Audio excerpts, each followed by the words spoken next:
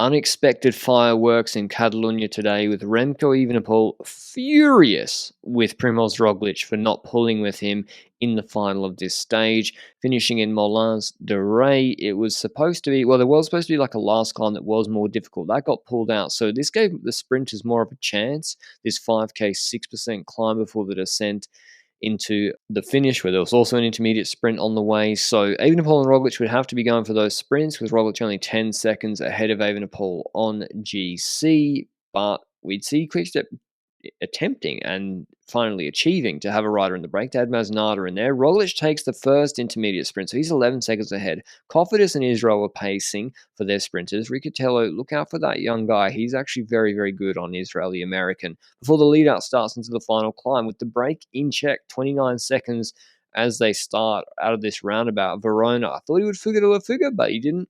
And it's Stephen Williams, 20 seconds to the break, pretty well in check, 6K climb or whatever. He starts pulling really, really hard. And even when they could see the break, would basically catch them at 5.5 Ks to go. And Bouchard then does go, but he goes after Bouchard, or an Israel rider does.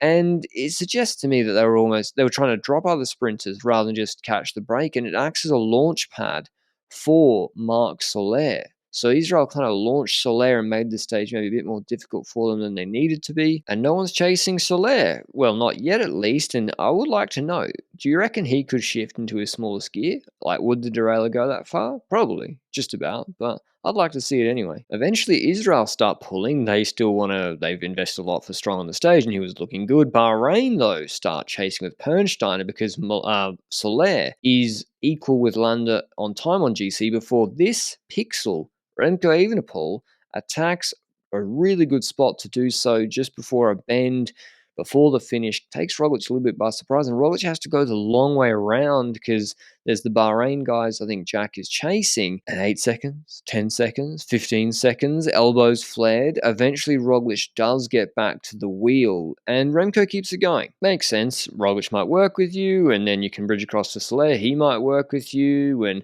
you get a 3-up group going. You go for the stage, maybe take some seconds, attack Roglic later. Bahrain are chasing still, obviously, because of Soler up the road, who's now got the ring nearly in his mouth. I'm not sure how aero that is, and Remco's doing a good job chasing, but the peloton's just behind them.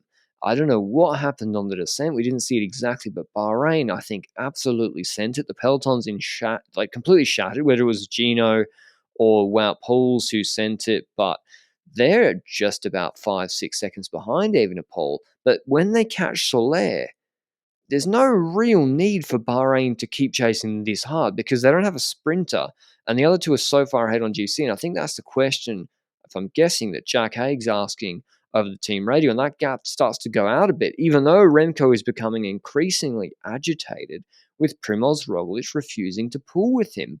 And Bahrain do keep the gap stable, but why would Roglic pull? Because he's only 11 seconds ahead on GC. If he pulls and Remco attacks, and he loses time, he looks like an idiot.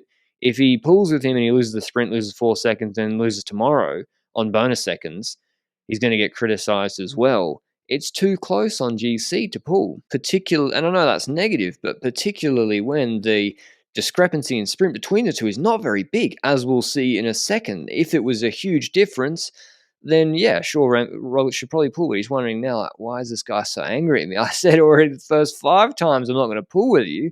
And Remco wouldn't take no for an answer. And now Alpecin are starting to chase, so they eventually pull up stumps. Roglic says, the guy of Quickstep has stopped shouting at me, and Remco's incensed. But I think he kind of let himself get worked up by... And Roglic, listen, has been following him around all week, and Roglic has been in insane shape since Tirreno, and has got Remco's best number tactically, I think, so far this week. And they're eventually subsumed by the peloton, with Bowman now having to do a lead-out for Roglic. He leaves the door open, though, to Remco on his inside. And Remco, perhaps with the angle Watt speed bump in the middle of the sprint, love to see it. Remco dusts Roglic in the sprint, which maybe actually proves that Roglic shouldn't have been too enthusiastic about pulling with Remco, who might have had his number today. Landa then counters, because Soler took 1 second and is now ahead of him on GC, and Tobias Foss says enough. Enough shenanigans. Kruiswijk Vos, we're going to settle it down. We're just going to have a regular old sprint until Caden Groves has a mechanical with 3.9 Ks to go. He'd got back in the group. They organise a bike change here with Murasa, and then another teammate's going to wait ahead of him up the road, really well orchestrated by Alpecin and Groves. He gets back on the bike. You can see it's a little bit too big for him, at least from the eye test. I haven't even seen him get back in the saddle yet. Yeah, too big for him, maybe marginally. They send it back into the peloton. Fortunately for them, it was still Foss just controlling. So he was able to move up in those 2Ks, and he's in good position at the finish. He's on Roglic's wheel, fourth wheel. He takes that wheel off Godon. He's using his size. He's the best bunch sprinter here. Conrad moves up on the right. He's leading out Schelling. Groves sees that. He's going to duck onto Conrad's wheel, bully Schelling off it. He nearly overlaps his wheel with Roglic a little bit. Remco is obviously going to go for the sprint, which means Roglic has to go for it. And so Groves ducks out.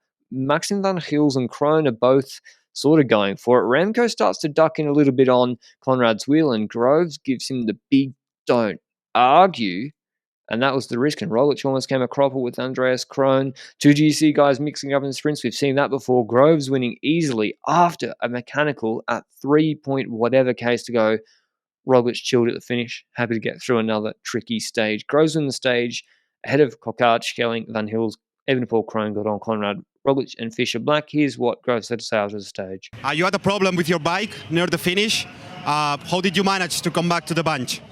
Yeah, about 7 or 8 kilometres to go, I felt my rear tyre had a slow leak, and I wasn't sure whether to stop or not. I was thinking maybe I should do the sprint with it like pretty flat, but in the end, got to thank my directors.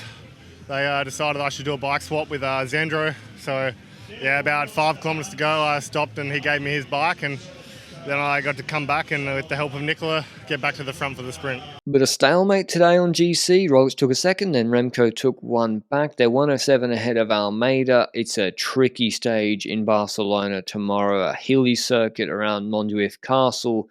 It is one to tune in for and watch. So I hope you enjoyed the video, and I'll see you with a recap of that tomorrow.